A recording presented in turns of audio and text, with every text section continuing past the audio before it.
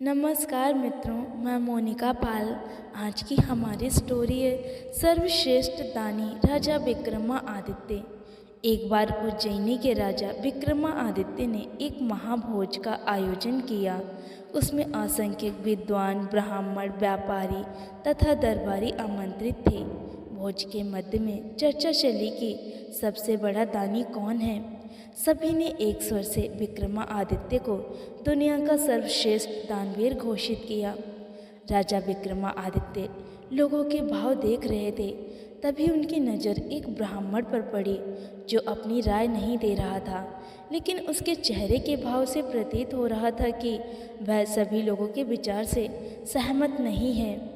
विक्रम ने उसकी चुप्पी का अर्थ पूछा तो वह डरते हुए बोला कि सबसे अलग राय देने पर कौन उसकी बात सुनेगा। राजा ने उसका विचार पूछा तो वह बोला कि वह असमंजस की स्थिति में पड़ा हुआ है। अगर वह सच नहीं बताता तो उसे झूठ बोलने का पाप लगता, और वह सच अगर बता देता तो उसे डर है कि कहीं राजा उसे दंडित ना करें। अब विक्रमादित्य की जिज्ञासा और बढ़ गई। उन्होंने उसकी स्पष्टवादिता की प्रशंसा की तथा उसे निर्भय होकर अपनी बात को कहने को कहा। तब उसने कहा कि महाराज, विक्रमादित्य बहुत बड़े दानी हैं, यह बात सत्य है, पर इस भूलोक पर सबसे बड़ा दानी कौन है यह आप नहीं जानते हैं। मैं बताता हूँ। यह सुनते ही सब चौंक गए। सबने अचंभित होकर पूछा, क्या ऐसा हो सकता है। उस पर ब्राह्मण ने कहा कि समुद्र पार एक राज्य है जहाँ का राजा कीर्तिध्वज जब तक 1,00,000 स्वर्ण मुद्राएं प्रतिदिन दान नहीं करता तब तक वह अन्न जल ग्रहण नहीं करता। अगर यह बात असत्य प्रमाणित होती है तो वह ब्राह्मण कोई भी दंड पाने के लिए तैयार है। राजा के विशाल भोज कक्ष में शांति छा गई। ब्राह्मण ने बताया कि कीर्तिध्वज के राज्य में वह कई दिनों तक रहा और प्रतिदिन स्वर्ण मुद्राएं लेने गया। सचमुच ही कीर्तिध्वज 1,00,000 स्वर्ण मुद्राएं दान करके ही भोजन ग्रहण करता है। यही कारण है कि भोज में उपस्थित सारे लोगों की हाँ में हाँ मैंने नहीं मिलाई। राजा विक्रमादित्य ब्राह्मण की स्पष्टवादिता से प्रसन्न हुए और उन्होंने उसे पारितोषिक देकर सादर विदा किया। ब्राह्मण के जाने के बाद राजा विक्रमादित्य ने साधारण वेश धारण करा और बेतालों का स्मरण किया।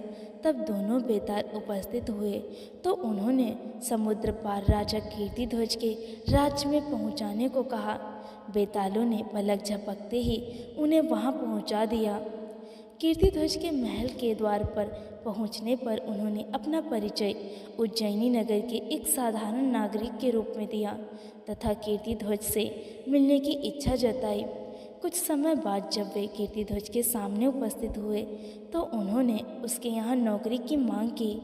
कीर्तिध्वज ने जब पूछा कि वे कौन सा काम कर सकते हैं तो उन्होंने कहा कि कोई भी काम ऐसा हो जो कोई ना कर सकता हो, मैं वह काम करके दिखाऊंगा। राजा कीर्तिध्वज को उनका जवाब बहुत पसंद आया और विक्रमादित्य को अपने यहाँ नौकरी पर लगा लिया।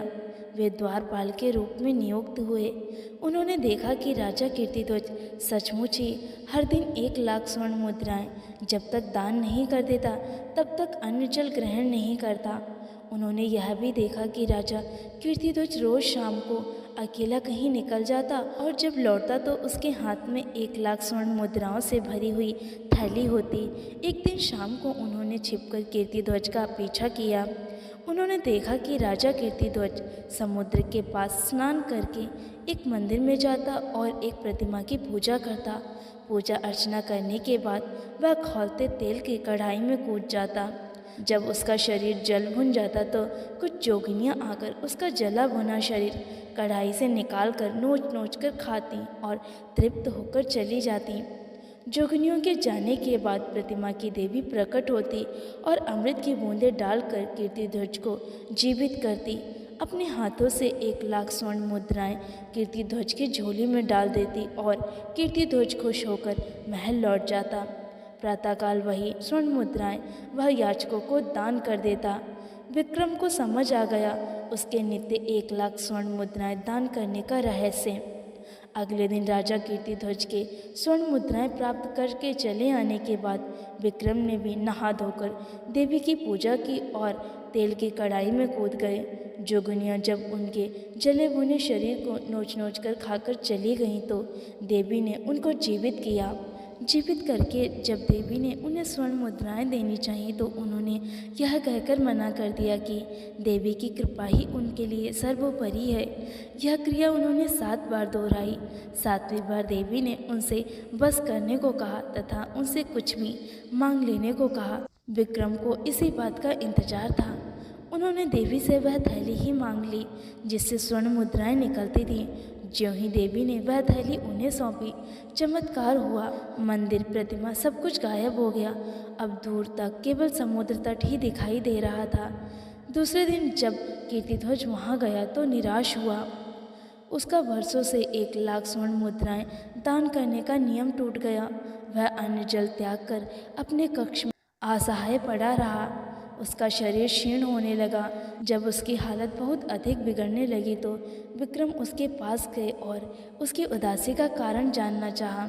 उसने विक्रम को सब कुछ बता दिया तो विक्रम ने उसे देवी वाली थैली देते हुए कहा कि तुम रोज़ रोज़ कढ़ाई में कूदकर अपने प्राण गंवाते हो, इसलिए मैंने देवी से वह थैली ही सदा के लिए प्राप्त कर ली। वह थैली राजा कीर्तिध्वज को देकर उन्होंने उस वचन की भी रक्षा कर ली कि जो देकर उन्हें कीर्तिध्वज के दरबार में नौकरी मिली थी।